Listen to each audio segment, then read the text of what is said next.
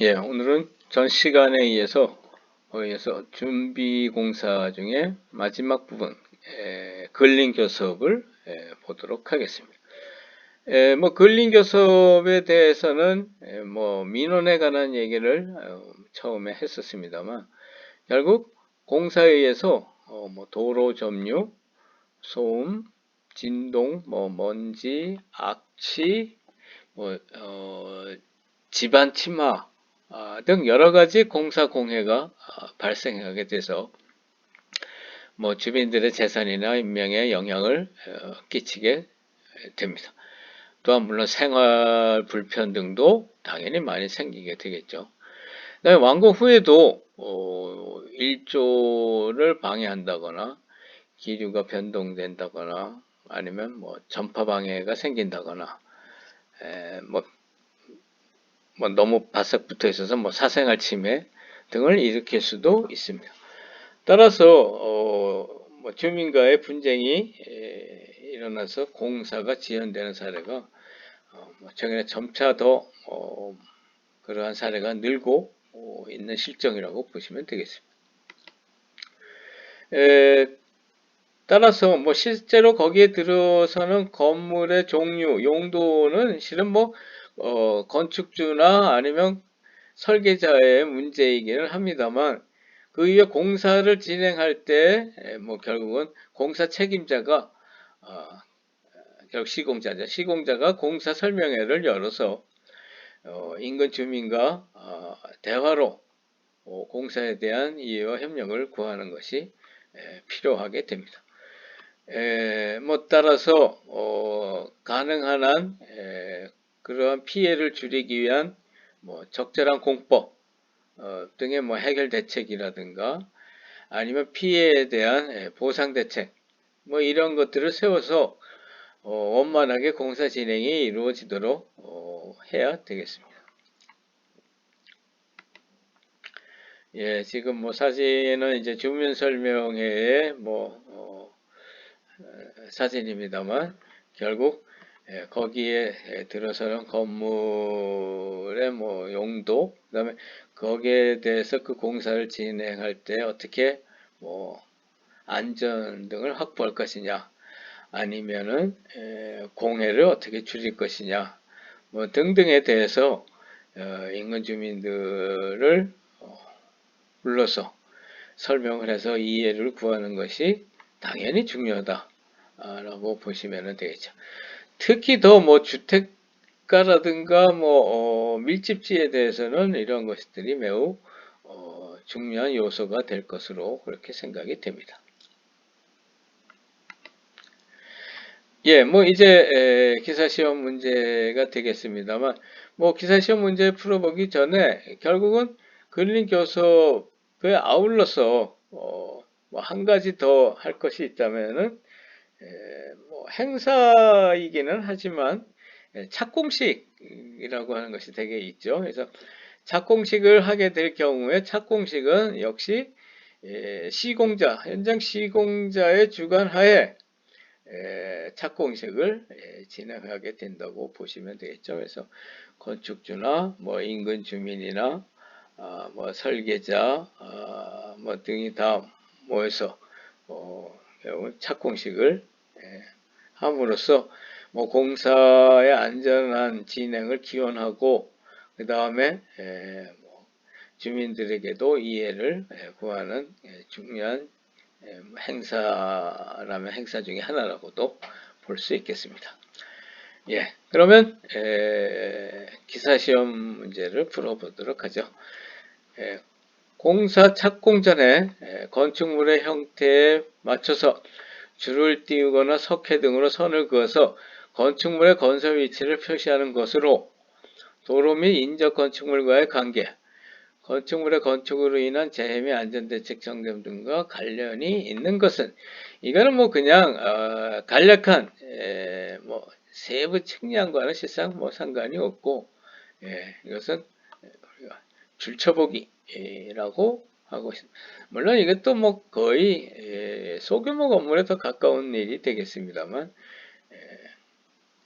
뭐 간단하게 시각적으로 판단하기 위한 수단이라고 보시면 되겠죠. 그 밑에 있는 것들은 조금 더 세부적인 행위라고 보시면 되겠죠. 기준점의 정의를 쓰시오. 뭐 주관식 문제죠.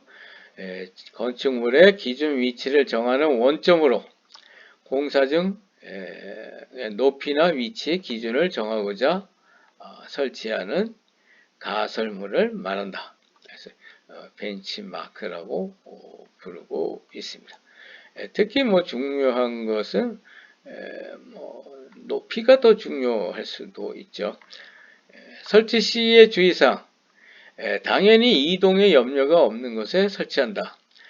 잘못해서 공사 진행 중에 건드린다거나 해서 움직여지면은 문제가 되죠. 건물 공사 점유 때문에 문제가 됩니다. 그래서 만일을 위해서도 2개소 이상 설치를 해서 혹시 하나의 문제가 생기더라도 지장이 없도록 하는 것이 좋겠죠.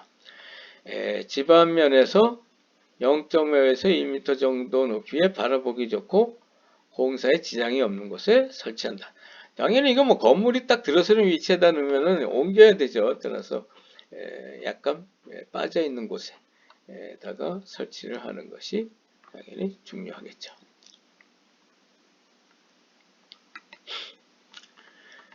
벤치마크에 관한 설명 중 옳지 않은 것은 신축할 건물의 높이 기준이 되는 주요 가설물이다. 뭐 가장 당연히 중요한 확실한 내용이 되겠죠. 건물의 각 부에서 헤아리기 기준 한 개소에 설치한다. 이거는 방금 전에 문제에 있었습니다만 가능한 한 2개소 이상 설치한다. 바라보기 좋고 공사에 지장이 없는 곳에 설치한다. 공사가 완료된 후라도 건물의 침하, 경사 등을 확인하기 위해 사용되는 수도 있다. 그래서 확실하게 전혀 이동이나 변동이 생기지 않는 곳에 당연히 설치를 해야 된다고 보시면 되겠죠. 벤치마크에 대한 설명으로 틀린 것은 뭐 방금 전에 있었습니다만 똑같은 문제죠. 위치만 바뀌었습니다. 바라보기 좋고 공사에 지장이 없는 곳에 공사 착수 전에 이동에 우려가 없는 곳에 2개소 이상 설치를 한다라는 점이죠.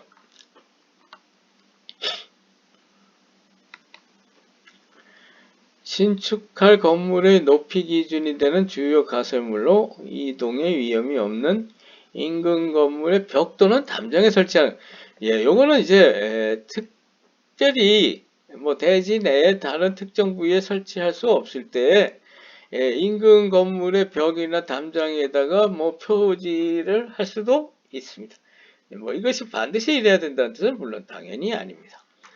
답은 당연히 벤치마크라고 보시면 되겠죠. 이거는 뭐 굉장히 밀집지 또 대지에 여유가 없는 경우에 그렇게 된다고 보시면 되겠죠.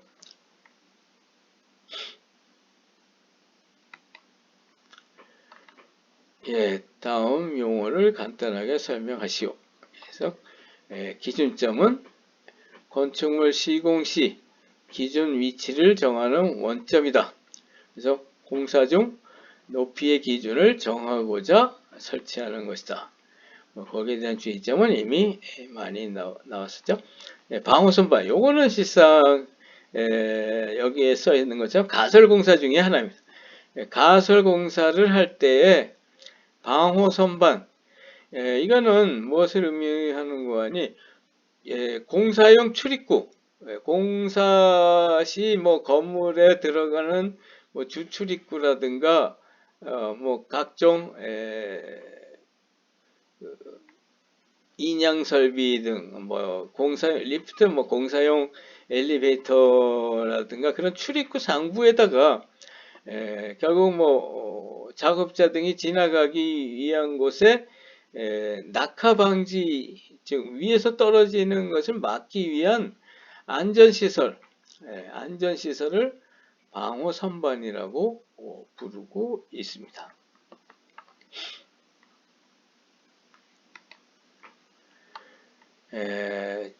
토질 및 집안에 관한 설명 중 옳지 않은 것은, 이 토질 및 집안에 관한 문제들은 상당히 실상 어렵고 알아야 할 내용이 많습니다만 이걸 강의 시간에 다 집어넣기 어렵기 때문에 기사시험 문제 풀이 안에서 설명을 하도록 하겠습니다. 일단 거기에 대한 문제를 보죠. 옳지 않은 것은이라고 되어 있죠. 자갈층이나 모래층은 투수성이 큰 편이지만 젖은 점토층은 투수성이 작다. 맞습니다. 점토층은 투수성이 작고 자갈이나 모래는 투수성이 크다. 라고 당연히 보시면 되겠죠. 점토와 모래의 중간 크기를 갖는 흙을 실트라고 한다. SILT입니다만 이거는 그냥 기억을 하시면 되겠죠. 용어로서 점토와 모래의 중간 크기를 실트라고 부르고 있습니다. 지진 시 액상화 현상은 모래질 집안보다 점토질 집안에서 일어나기 쉽다라고 되어 있습니다만 실상 액상화라고 하는 것은 뭐냐? 지진 같은 것이 일어나면은 집안면이 마구 붕괴가 돼서 마치 물이 흐르듯이 떠내려간다거나 하죠. 이것을 이제 액상화 현상이라고 부르고 있습니다. 어떻게 보면 뭐 흙의 응집력이 이제 파괴가 된다는 거라고 보시면 되겠죠. 그래서 이러한 것은 당연히 모래질 집안이 생기기 쉽죠. 생기기 쉽습니다. 따라서 이것이 틀리다. 점토질 집안에서 흙의 내부 마찰각이 같을 경우 점착력이 클수록 옹벽에 가해지는 토합은 작아진다.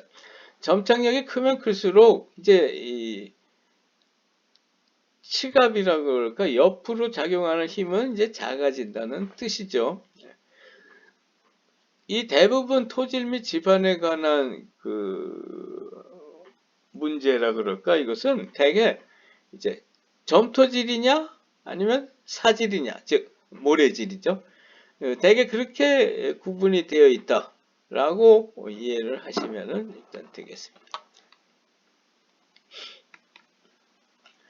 사질 및 점토층 집안에 대한 기술 중 틀린 것은 내부 마찰각은 점토층보다 모래층이 크다. 이거는 그대로 그냥 기억하시는 것이 좋겠죠. 내부 마찰각이라고 하는 것은 점토층보다 모래층이 크다라고 보시면 되겠습니다. 이 설명은 뒤에 가서 어디 가서 할 때가 있겠죠. 일반적으로 투수성은 점토층보다 모래층이 좋다. 당연히 그렇습니다. 점토층은 수분의 이동이 거의 일어나지 않죠. 모래가 훨씬 더 큽니다. 모래층은 입도 밀도에 따라 유동화 현상을 일으킬 가능성이 크다. 전 문제의 액상화 현상이라고 했죠. 같은 뜻입니다. 안밀 침하량은 점토층보다 모래층이 크다.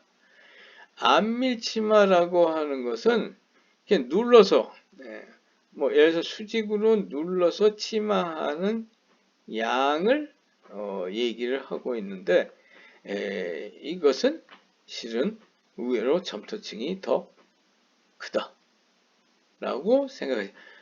모래층이라고 하는 것이 굉장히 유연해 보이지만 이게 한번 다져지게 되면은 더 이상 침하하기가 어렵죠. 도리어.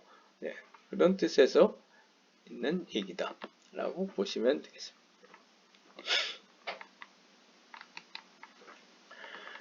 흙의 함수비에 대한 설명 중 옳지 않은 것은 이건 결국 흙 속에 포함된 물의 양을 얘기하고 있는 것이죠.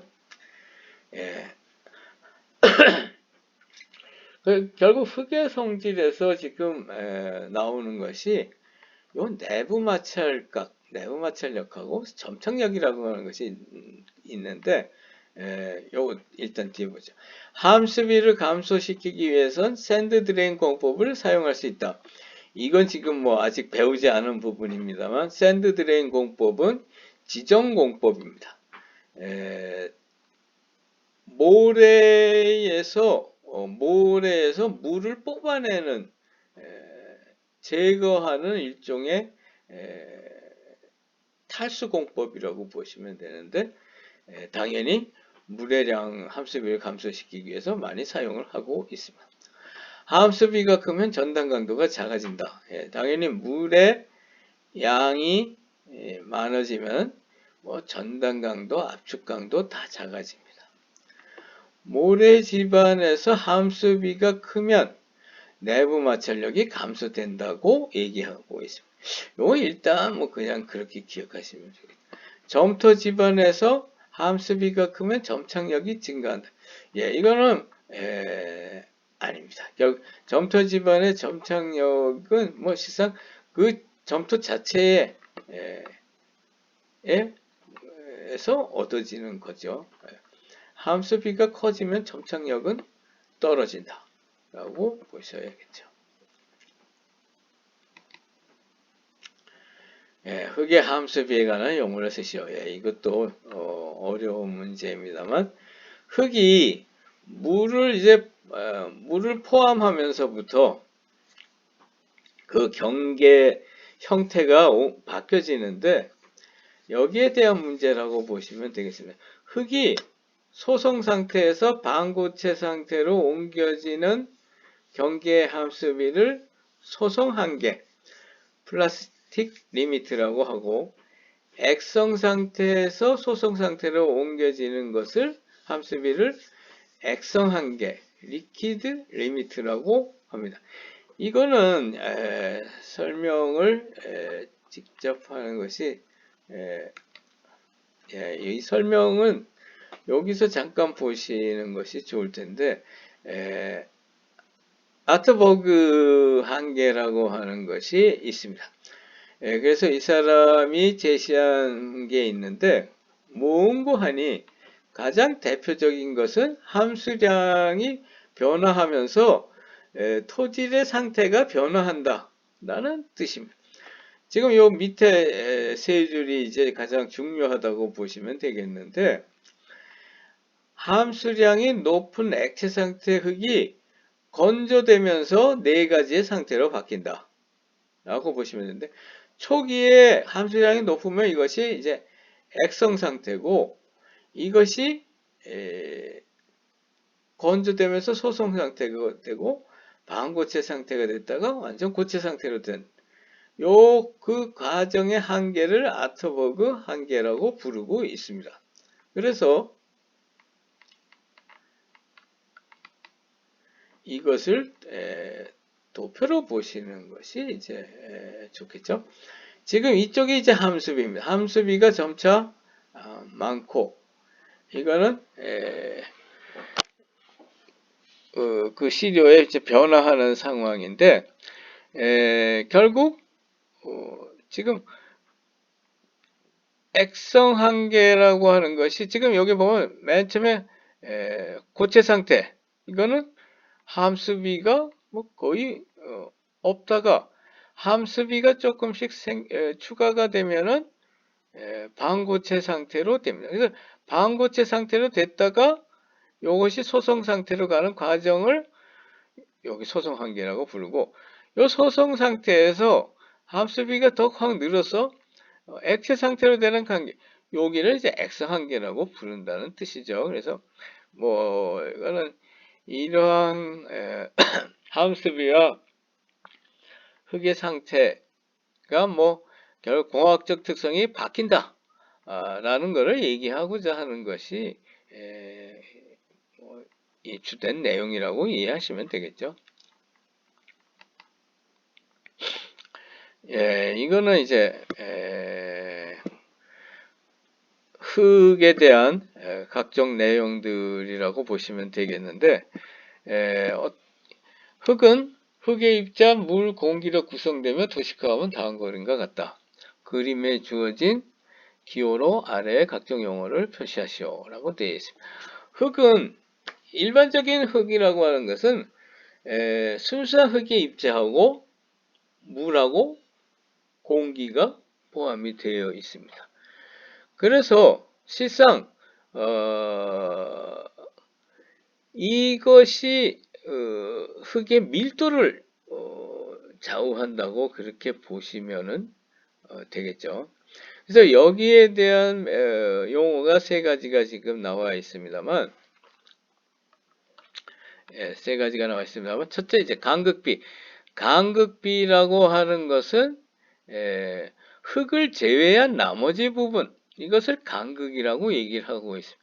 즉 그림에서 보자면은 여기죠. 여기 간극은 공기와 물을 합친 것이 간극이고, 순수한 흙의 입자는 요거다. 그래서 간극비라고 하는 것은 순수한 흙 입자의 용적분의 간극의 용적을 간극비라고 한다.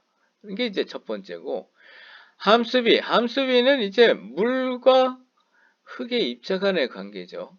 그래서 흙의 입자의 중량분의 물의 중량, 요거는 이쪽은 최적이죠. V라고 되어 있습니다만 결국 볼륨이죠. 볼륨이고, 이쪽 중량은 W로 되어 있습니다만 웨이트죠. 웨이트입니다. 그래서 흙 입자 중량분의 물의 중량을 함수비라고 한다. 포화도란 물의 용적과 이제 간극 부분의 용적과의 관계다라고 보시면 되겠죠. 그래서 간극 부분의 용적 이겁니다. 간극분의 용적 중에서 물의 용적이 얼마나 되느냐, 이것이 포화도라고 보시면 되겠죠. 예, 잘 기억해 주시면 되겠습니다.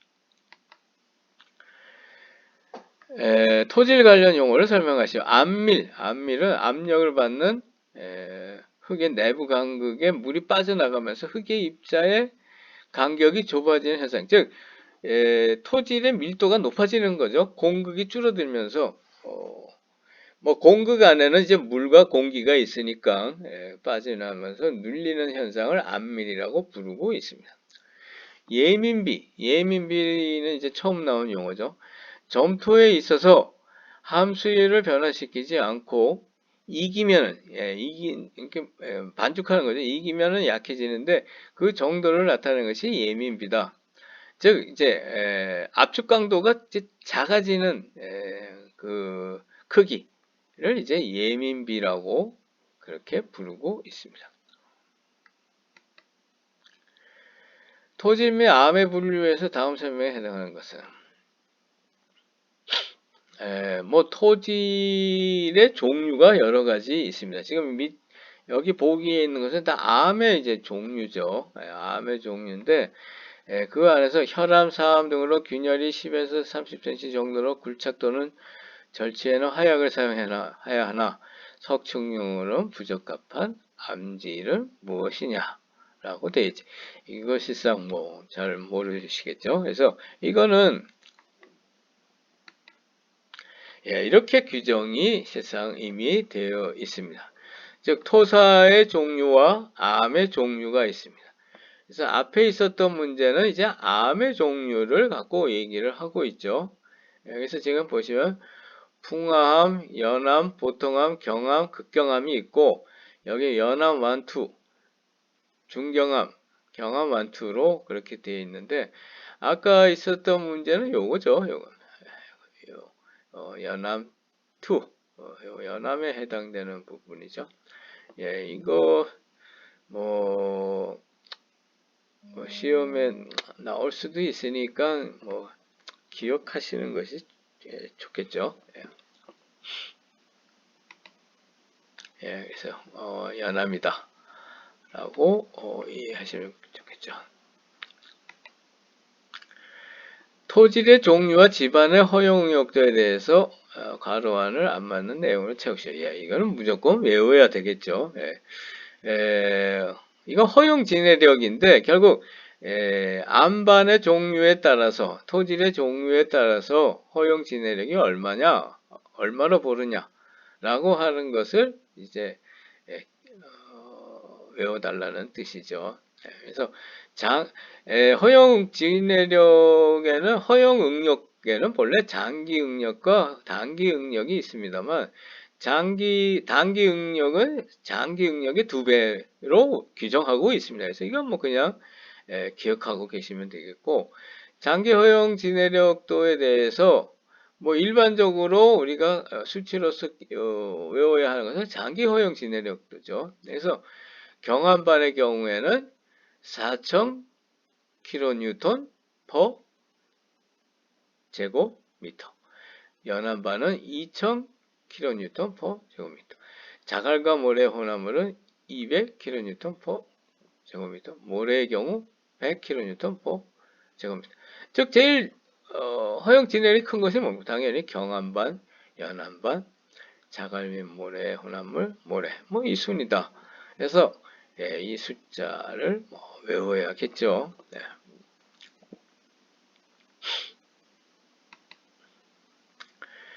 다음에서 설명하는 용어는 포화사질토가 비배수 상태에서 물이 빠지지 않았다는 뜻이죠. 포화된 모래가 물이 빠지지 않은 상태에서 급속한 제한을 받게 되면 과잉간극수압의 발생, 그러니까 동시에 유효 응력이 감소하며 이로 인해서 전단 저항이 크게 감소하는 현상. 이것이 아까 있었던 액상화다. 그래서 액상화는 아까도 문제 안에 있었습니다만 사질토에서 발생한다 라고 얘기를 했었죠. 나머지 뭐 히빙, 보일링, 틱서트로피는 뭐 나중에 다른 부분에서 설명이 되겠죠.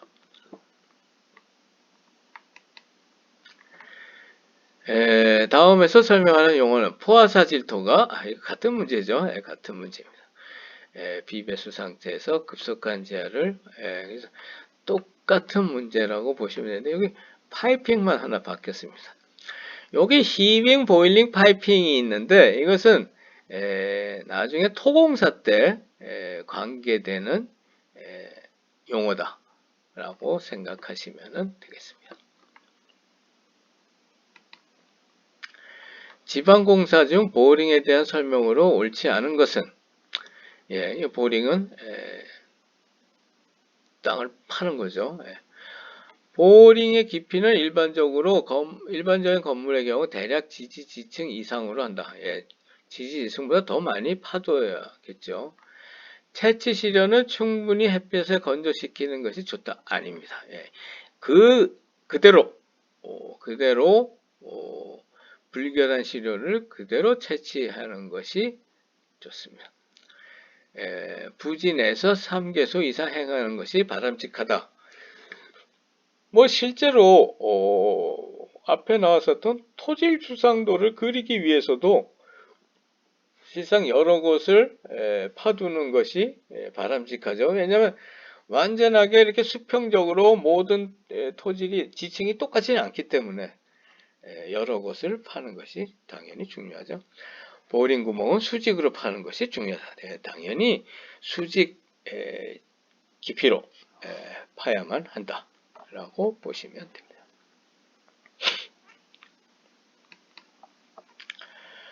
토질 시험 중 보링의 구멍을 이용해서 십자 날개형의 테스트를 집안에 때려박고 회전시켜서 그 회전력에 의해서 진흙의 점착력을 판별하는 시험 방법은 이거는 아까 얘기를 했습니다만 메인 테스트입니다. 메인 시험이죠.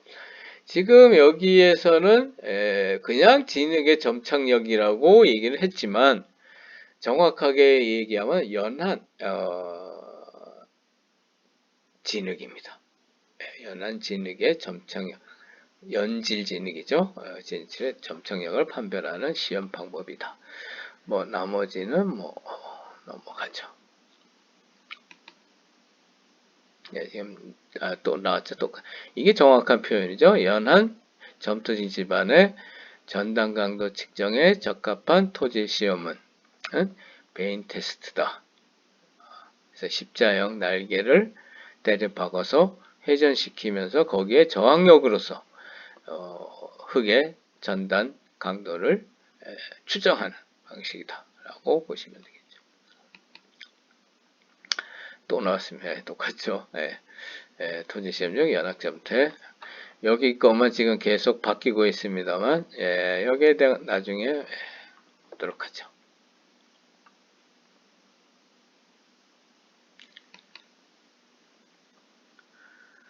예, 집안의 구성층을 파악하기 위해서 낙하추 또는 화학의 폭발로 집안을 조사하는 방법은, 예, 이거는 뭐 결국은 파동으로서 집안을 조사하겠다는 뜻이죠. 예, 그래서 이거 탄성파, 뭐 이건 지금까지 나오지 않았습니다만 이것은 탄성파 지하 탐사 방법이다 라고 이렇게 이해하시면 되겠습니다.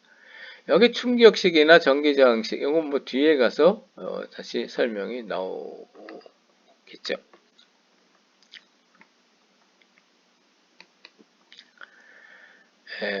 로드의 선단에 붙은 스크류 포인트를 회전시키면서 압입하여 흑의 관입저항을 측정하고 흑의 경도나 다짐 상태를 판정하는 시험은, 예, 이거는 로트라고 하는 거는 이제 일단 일종의 그 막대죠. 예, 막대 선단에 붙은 스크류 포인트를 회전시키면서 안밀해서 흑의 관입저항을 측정한다 라고 되어 있는데, 이것은 뭐 답을 그대로 보면은 스웨덴식 사운딩 시험이 맞습니다.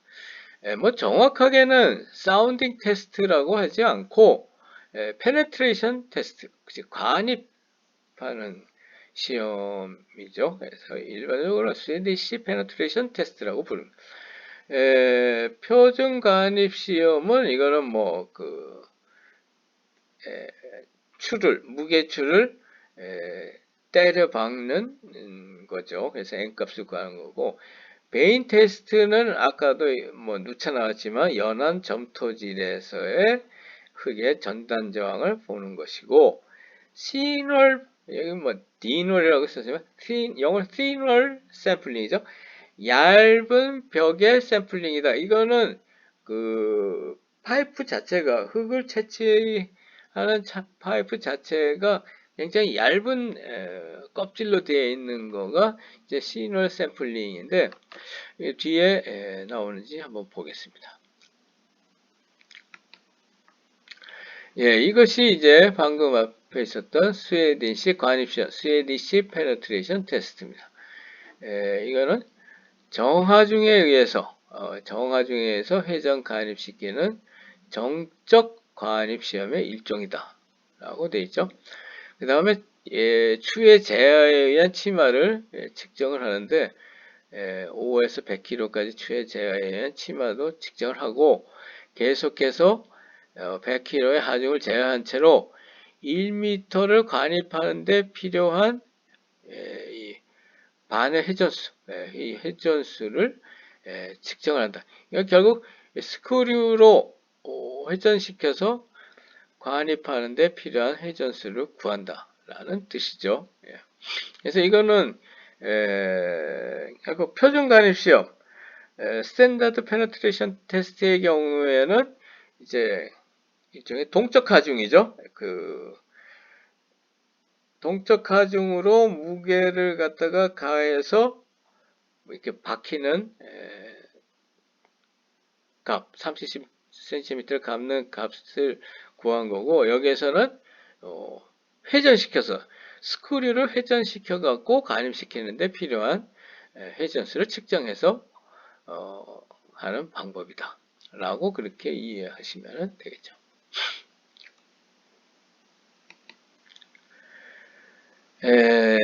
사운딩이라고 하는 것은 로드 선단에 붙인 저항체를 지중해 놓고 관입, 회전, 인발 등에 의해서 토층의 성상을 탐사하는 시험법이다. 뭐 결국 그렇게 하는 것을 전부 다 사운딩이라고 부르고 있습니다. 그래서 뭐 실제로 아까 그 스웨디시 페네트레이션도 결국 사운딩 테스트라고 해서 틀린 것은 아니다 라고 보시면 되겠죠.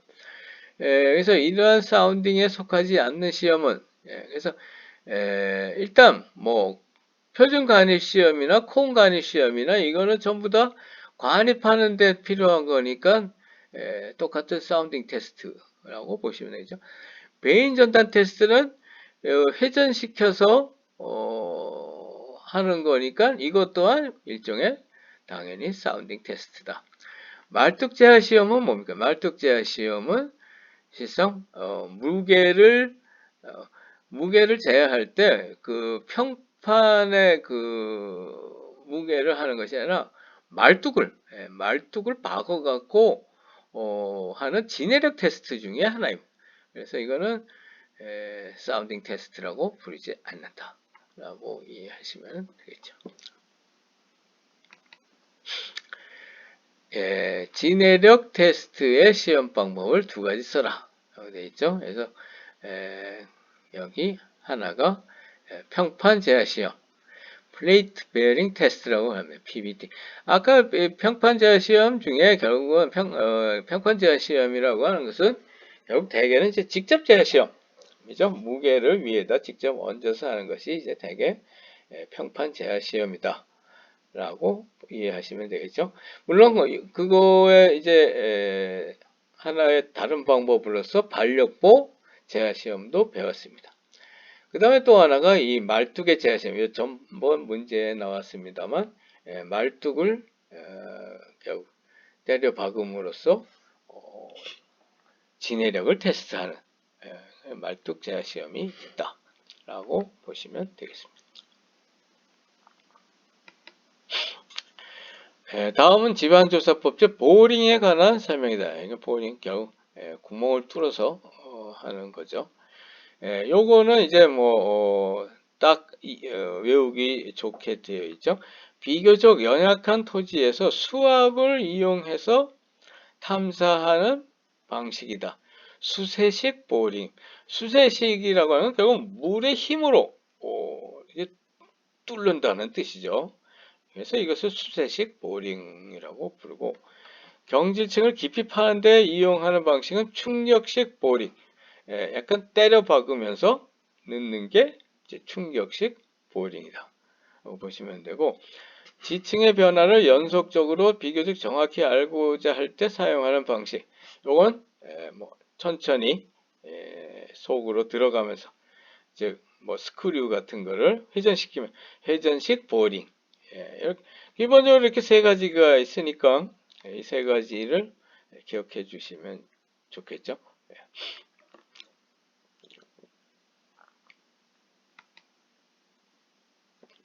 여기에 지금 하나가 더 나왔습니다. 하나가 더 나와 있죠. 다음 설명에 해당되는 보링. 이게 보링이냐 보링이냐 쓰기 그렇습니다만 아무거나 써도 문제는 없겠죠.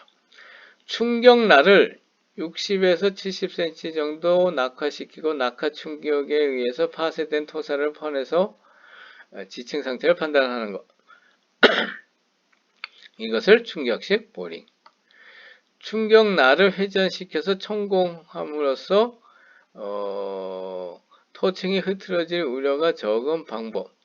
이거는 회전시키면서 그대로 이렇게 싹 파들어간다는 뜻이죠. 그래서 회전식 보링. 오거를 회전시키면서, 오거라고 하는 건 이제 대개 스크류처럼 생긴 땅 파는 기계죠. 스크류처럼 생긴 땅 파는 기계. 나사 형태로 된 거죠. 오거를 회전시키면서 지중해 압이 불착하고 여러 번 오거를 인발하여 교란 시료를 채취하는 방법. 이거 오거 보링이라고 부르고 있습니다. 이거 오거 타입으로 해서 결국 파들어가서 채취하면은 불교란 시료를 채취할 수 없죠. 교란 시료. 다 흐트러진 시료가 채취가 됩니다. 이거 오거 보링이라고 부르고 있습니다. 깊이 30cm 정도의 연질층에 사용하며 외경 5, 60mm의 관을 이용해서 천공하면서 흙과 물을 동시에 배출시키는 방법. 그래서 물 쏴서 한다는 뜻이죠. 그래서 이것을 수세식 보링이라고 부르고 있습니다.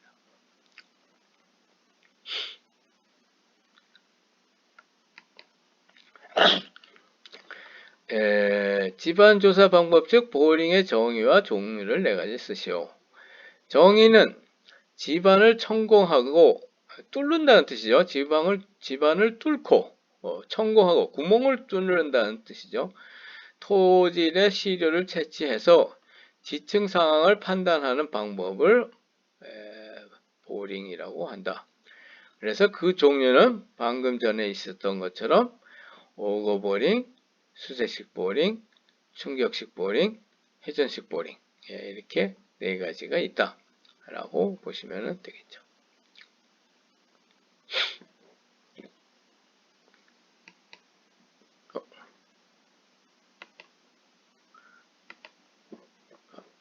죄송합니다.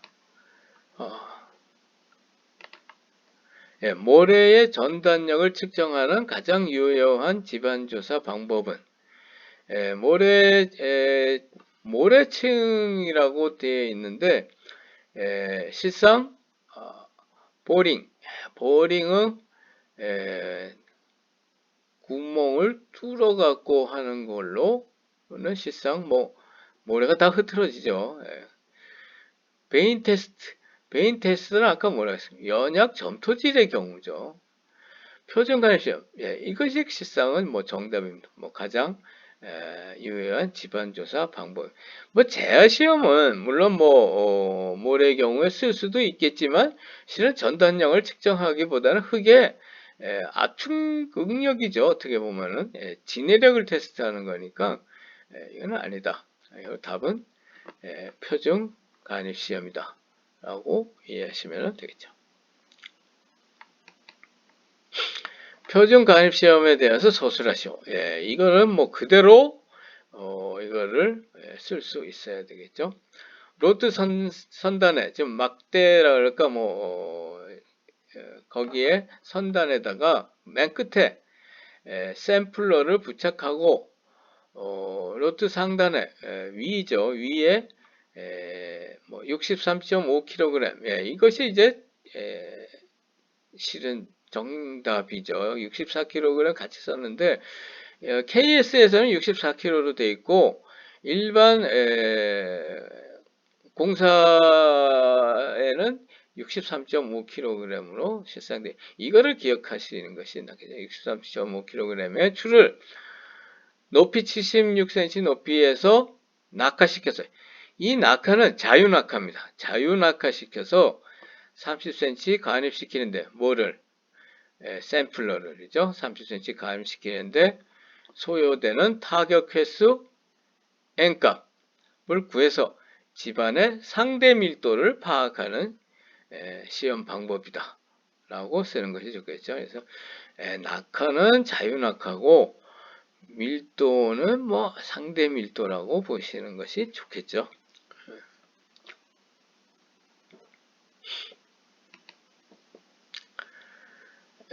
표준 간입 시험에서 상대 밀도의 정도가 중간에 해당될 때에 사질 집안의 n값으로 옳은 것은 뭐 중간 정도가 어느 정도냐 하는 거죠. 뭐 그냥 이건 뭐 답을 보셔야겠죠.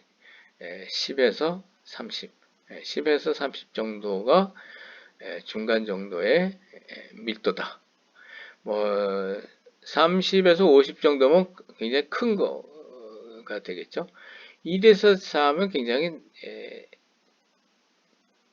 물은 게 되겠죠.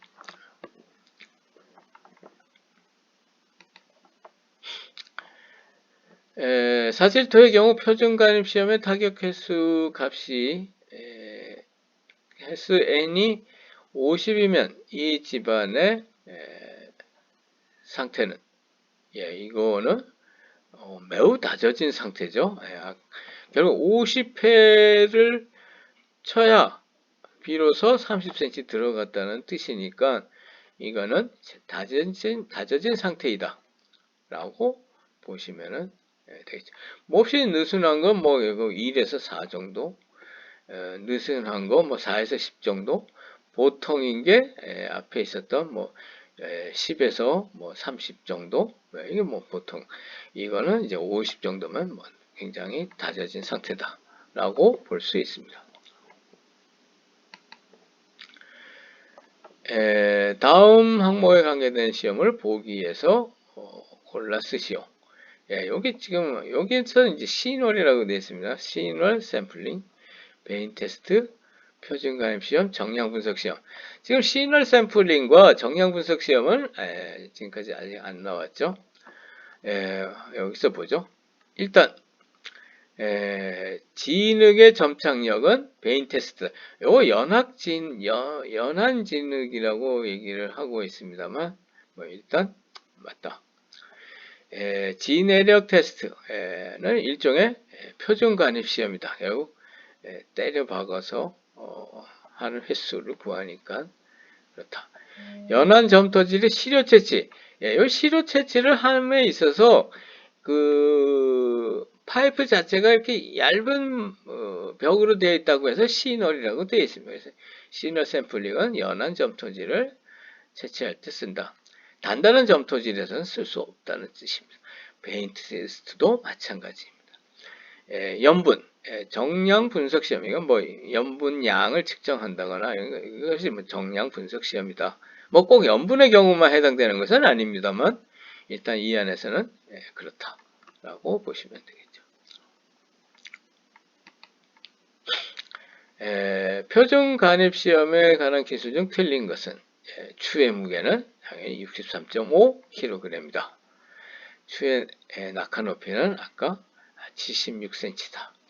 N값은 30cm 간입하는데 소요되는 타격 개수다.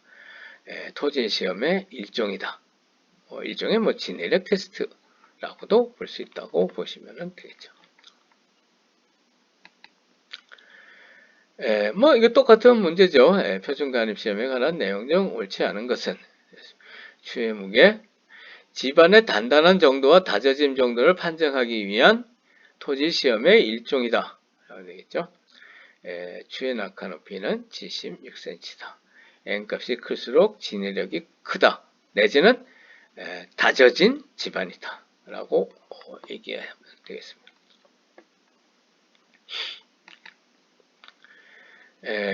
표준 간입 시험에 대한 설명으로 옳지 않은 SPT라고 되어 있죠. SPT, 스탠다드 페너트레이션 테스트라고 얘기를 했습니다. 옳은 것은 이 무엇이냐? 점토 집안에서는 표준 간입 시험이 불가능하다. 뭐 불가능하지는 않죠. 추의 낙하 높이 76cm라고 얘기했죠. 모래 집안의 상대 밀도를 직접 측정하는 방법이다. 직접 측정한다고 하는 것이 조금 그렇죠. 직접 측정하는 방법은 아니다. N값은 샘플러를 30cm 간입하는데 소요되는 타격 횟수이다. 네, 맞습니다.